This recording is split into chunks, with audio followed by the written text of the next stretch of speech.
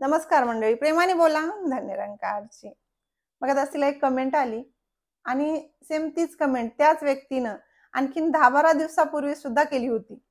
म्हणजे ह्याच्यावरून हे लक्षात येतं की त्याने त्यांच्या कमेंटचं उत्तर आलं नाही म्हणून डबल अजून तीच कमेंट दिली. त्या ताई आहेत का दादा मला माहित नाही, पण वाटतं तर ते सत्संगी आहेत. मग सत्संगी आहेत तर विश्वास का नाही, असं सुद्धा दासीच्या मनामध्ये प्रश्न आहे. मग ते सत्संगी आहेत का नाही हे सुद्धा त्यांनी जर हे व्हिडिओ बघत असले तर त्यांनी सांगावं, असं दासीची तुम्हाला विनंती आहे. आणि जर आपण सत्संगी असू ना, बऱ्याच दिवस झालं सत्संग करत असू, तर मग आपल्याला त्याच्यावर विश्वास ठाम पाहिजे. आणि जर आपला जोपर्यंत आपला ह्या सद्गुरूवर, ह्या निराकारावर, ह्या निरंकारी मिशनवर विश्वास पक्का होत नाही ना, तोपर्यंत आपण निरंकारी होऊ शकत नाहीत. असं दासीकडून जर काही चुकत असेल तर दासीला क्षमा करा. पण दासी जसं दासीला वाटतंय ते तुमच्या पुढे मांडण्याचा प्रयत्न करेल. दासी काही एवढी तत्वज्ञानी नाही किंवा एवढी हुशार नाही की तुमच्या पुढे जे काही सांगेल ते बरोबरच असेल. हे फक्त दासीचे भाव आहेत. दासीला स्वतःला काय वाटतंय हे तुमच्या पुढे मांडण्याचा प्रयत्न आहे. काही चुकलं तर उदार अंतकरणातून क्षमा असावी. प्रेमाने बोला धन्यरंकारची. आता बघा कमेंट मध्ये काय लिहिलंय ही दासी तुम्हाला वाचून दाखवल. सुरुवातीला हात जोडून धन्यरंकारजी लिहिलेला आहे आणि परत म्हणतायत, मला सांगा निरंकारी लोक देवाची भक्ती करतात का किंवा ते का करत नाहीत?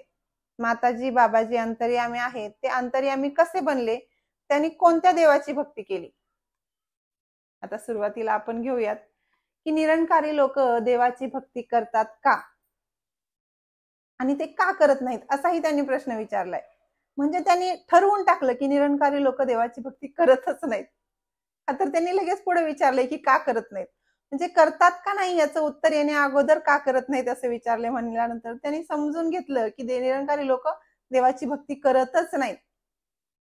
असं कसं होईल? मग निरंकारी लोक आज जो अट्टहास करतायत, एवढा जो समागम भरतोय, एवढे लाखोच्या संख्येनं आज निरंकारी लोक बघायला मिळतात, ती लोक काय करतात? ते देवाला मानत नाहीत. अहो निरंकारी लोक फक्त आणि फक्त देवालाच मानतात. आजकालचा जमाना असा झालाय माहितीये, आज जमान्यामध्ये कसं चालू आहे, देवासोबत सुद्धा देवाणघेवाण चालू आहे हो. की देवा तू माझं हे कर, हे काम कर, हे काम होऊ दे, असं होऊ दे, तसं होऊ दे, मी तुला हे करीन, ते करील, हे देईल, ते देईल. देव खरंच घेतो आपल्याकडून? काय घेतो देव माझ्याकडून? 5 नारळाचं तोरण मी देवाला बांधलं, देवाला नाही बांधू शकत पण देवाच्या दारात मंदिराला बांधलं, तर तो देव घेतो? ते नारळ खातो देव? खातो का? ज्यांनी मला कमेंट मध्ये हे विचारले ना, त्यांनी जे काही प्रश्न असतील त्याची उत्तर वापस पाठवा.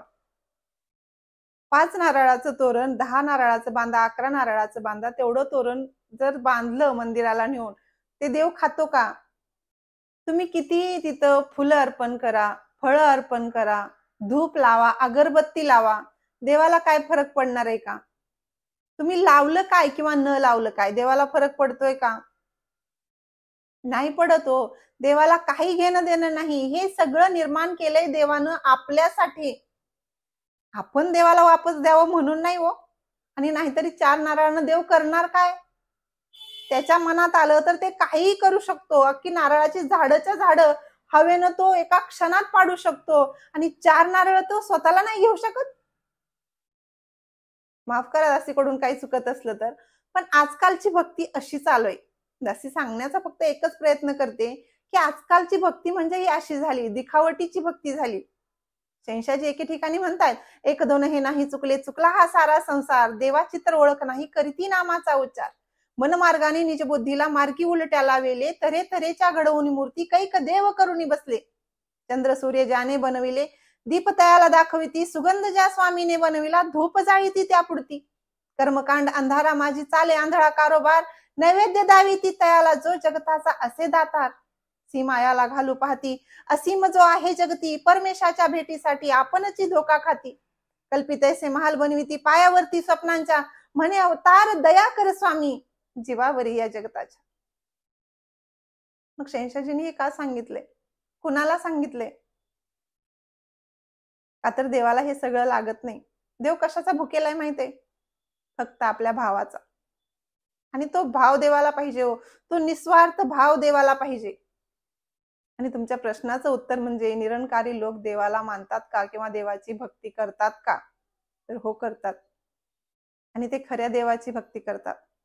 जसं की संत तुकाराम महाराज सुद्धा सांगतात, तुका म्हणे कैसे आंधळ हे जन गेले विसरून खऱ्या देवा. मग तो खरा देव कोणता सांगितलाय संतांनी? मग त्या देवाला अगोदर बघितलं पाहिजे. त्या खऱ्या देवाला संतांनी निर्गुण निरंकाराचं नाव दिले. त्याला कसलाही गुण नाही, रंग नाही, रूप नाही. जसे की रामदास स्वामी सुद्धा एके ठिकाणी म्हणतात की नाना देवांच्या नाना प्रतिमा लोक पूजिती धरुणी प्रेमा, ज्यांच्या प्रतिमा तो परमात्मा कैसा आहे ते आधी ओळखले पाहिजे. मग आम्ही कधी ओळखणार? पण आमचं कसं झालंय, आम्ही देवाला तर बघितलेलंच नाही, पण त्याची भक्ती मात्र करतोय. पण जशी संतांनी सांगितली, जशी करायला पाहिजे तशी मात्र करत नाहीत. आम्ही मात्र बाळ होण्या अगोदर त्याचं नामकरण करून टाकतो, घर बांधण्या अगोदर त्याची वास्तुशांती करून टाकतो. आता तुम्ही म्हणाल आम्ही कधी करतो? आम्ही पण नाही करत. आम्ही पण बाळ झाल्यानंतरच त्याचं नामकरण करतो, घर बांधल्यानंतरच आमच्या इकडेही वास्तुशांती होते. पण आमची देवाची आणि देवाच्या भक्तीची अवस्था मात्र तशी आहे. देवाला बघितलेलं नाही, पण भक्ती मात्र आम्ही करतोय. मग जी आम्ही भक्ती करतोय ना, ती खरंच सरळ मार्गाने आहे का, बरोबर आहे का, चूक आहे का, ह्याच्याकडे आमचं काही लक्ष नाही. ह्याच्याशी आम्हाला काही देणं घेणं नाही. आम्ही करतोय एवढंच आमच्यामध्ये अहंकार आहे. माफ करा दासीकडून जर काही चुकत असेल, पण दासी एवढंच सांगते की निरंकारी लोक ह्या खऱ्या देवाची भक्ती करतायत. आणि तुमचा जो पुढचा प्रश्न होता ना की का करत नाहीत भक्ती, ह्या प्रश्नाचं तर उत्तरच नाही, का तर तो प्रश्नच चुकीचा आहे. निरंकारी लोक भक्ती करतायत, भक्ती करत नाही असा विषयच नाही. तुम्हाला जर म्हणायचं असेल मूर्ती पूजा का करत नाहीत, तर तो विषय वेगळा आहे. पण देवाची भक्ती का करत नाहीत म्हणल्यानंतर हा विषय चुकीचा आहे, हा प्रश्नच चुकीचा आहे. त्यामुळे तिथं उत्तर देण्याचा प्रश्नच येत नाही. असो, तुमचा पुढचा जो प्रश्न आहे की माताजी आणि बाबाजी अंतर्यामी ते कसे बनले आणि ते कोणत्या देवाची भक्ती करतात.